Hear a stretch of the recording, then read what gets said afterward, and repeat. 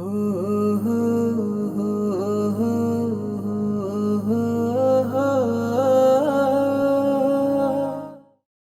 কিভাবে করতে হয়? ওযু আমরা এভাবে করব যে ওযুর মধ্যে কিছু বিষয় আছে যেগুলো ফরজ, কিছু বিষয় আছে সুন্নত, কিছু বিষয় আছে মুস্তাহাব। সবকিছু আকারেই আমরা যদি একটু বিস্তারিত ওযুটা কিভাবে করতে হয় এটা যদি বলতে যাই, তাহলে আমরা সর্বপ্রথম পবিত্র একটা পাত্রে পবিত্র পানি নিয়ে উঁচু একটা জায়গায় বসে কিবলার দিকে মুখ করে আমরা প্রথমে দুই হাতের কবজি সহ বিসমিল্লাহ পড়ব প্রথমে।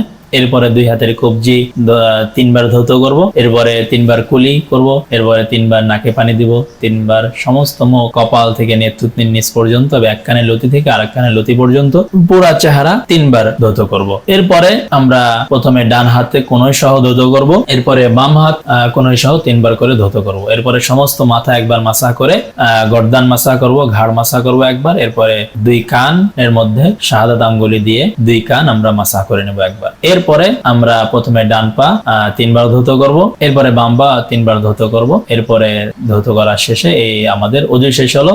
এরপরে কালেমায়ে শাহাদাত পড়ে আমরা যথারীতি আমাদের ওযু শেষ হয়ে গেল।